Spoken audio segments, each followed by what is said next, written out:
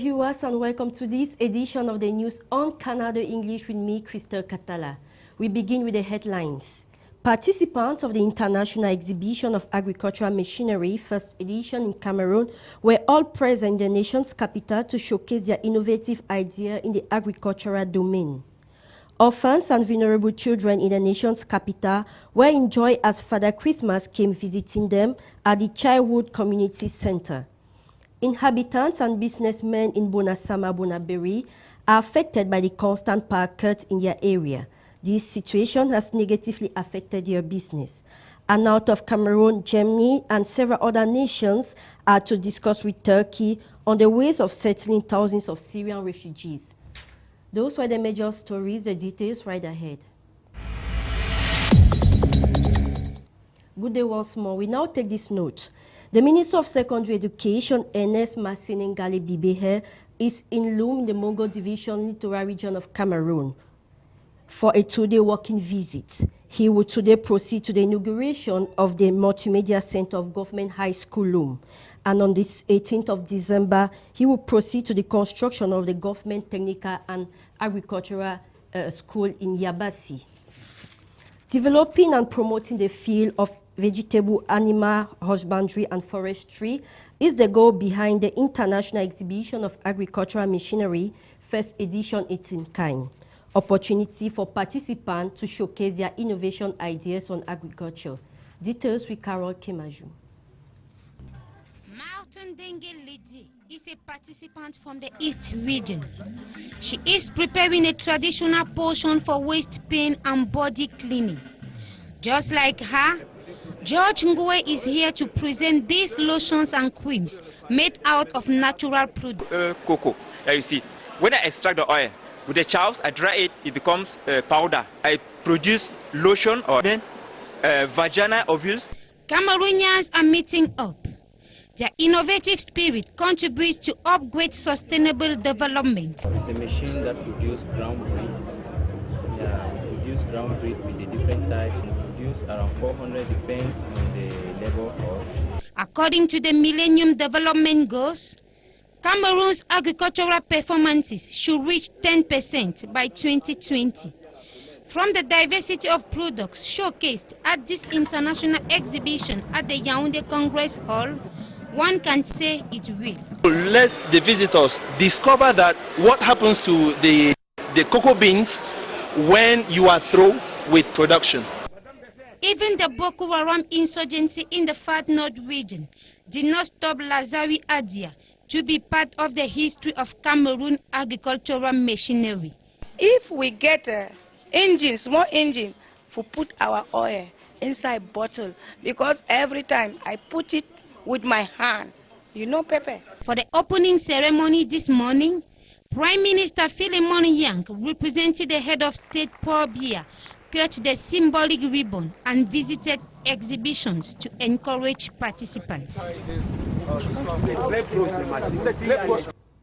Businessmen in the Far North region of Cameroon have decried the present insecurity situation in the Far North caused by the continuous threat of Boko Haram. According to them, it has continuously affected their environment, resulting to the drastic drop in their revenues. Details with D. Maureen. A new page is about opening for the Cameroon Chamber of Commerce, Industry, Mines and Crafts, especially with the voting of a new bureau in February 2016. But before then, different sections, that is, crafts, industry, mines and trade, are examining their strengths and weaknesses and their contributions to the economy of the nation after 3 years of mandate. Section, we've succeeded to sign so many conventions. The first one was with Arno, with the norms department, to help normalize the manufacturing products which we are producing in Cameroon. We have also successfully signed convention with BMN, which is the upgrading of we've achieved. We are also forging with the government to create the industrial bank, which will help us to get financing to move ahead with creating more industries.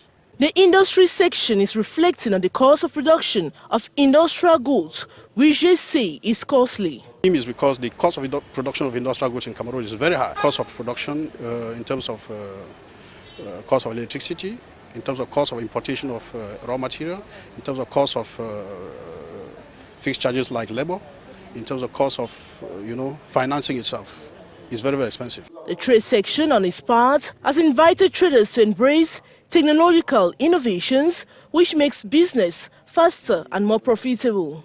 Evolution has shown that many people are turning into electronic commerce. The craft section is worried on the retirement status of craftsmen. Most of them talk of a positive balance sheet, but want government to assist them more by ameliorating the business climate and create SME banks in interior parts of Cameroon. The December 16 meeting of the different sections is in preparation for the plenary sitting to take place on Thursday, December 17, 2015. Cameco MA-16 jets are ready to fly the skies after their certification and immatriculation.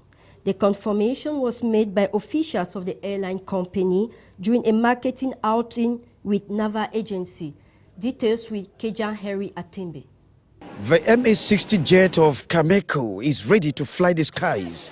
The two jets acquired for domestic flights have been certified and immatriculated by the Cameroon Civil Aviation Authority. What is left to be done is for the jet to take off from the tarmac. MA-60 is a new aircraft who is going to operate within the country in Central Africa also. So it was very important for us to start with our travel agencies. You know that we are cooperating all the time with them. If there's anything, any improvement in our business, they're the first people to be informed about. So that's why today is a great day for Cameco. As the jets are ready to serve domestic lines, travel agencies were brought in to appreciate the new jets. The Cameco plane, the new planes Cameco just brought, I say is wow. It's very, very interesting. The planes are very, very beautiful, very comfortable. I think with our passengers are really going to appreciate it. And with the new initiative, like the new destination, like they say by the end of this month, they're going to start the Bafoussam. It's going to be very, very encouraging because like for passengers, for people who travel to Bamenda, for example, it's really... In an exchange with travel agencies, the CEO of Cameco, Jean-Paul Nanasanjo, assured them of the international safety standards. Cameco officials have confirmed the date of the inaugural flight, which is December 29, 2015. Inhabitants of Bonasama and Bonaberi are affected by constant power cuts in that area. Though some electric poles and transformers recently fell, causing selective power cuts, this situation has been present and have affected most businessmen dealing with frozen commodities. Let's now listen to this excerpt on a businessman. Like now already 3 days today, when they say nothing, you try to don't close all thing. So I want to me they try to make solution because them we don't lost the fish. We are not even tell you how things they pass inside. So the council government try to see the problem. Like we don't have now thing that we have to talk now. And now, a heavy-duty truck still in Bonaberi has been causing traffic for close to 1 week now, witnessing a breakdown. This situation has affected inhabitants and road users who cannot easily fulfill their daily duties. Vulnerable children in the nation's capital were in joy as Father Christmas came visiting them at their childhood community center. A Christmas tree ceremony orchestrated by Cœur d'Afrique Foundation of Roger Mila in collaboration with a group of African ambassadors. Details with Joan Dombu. Many Father Christmas bonnets, but only one with the complete dress to put a smile on the faces of these children. Whether orphans, blind, or with any other disabilities, the compound of the Childhood Community Center in Yaoundé was colored with love, joy, and harmony, symbol of the birth of Christ. Adequate, December 16, here is Christmas tree celebration for orphans and vulnerable children. Initiative of Cœur d'Afrique, Fondation Albert Rogemi, in collaboration with the group of African ambassadors.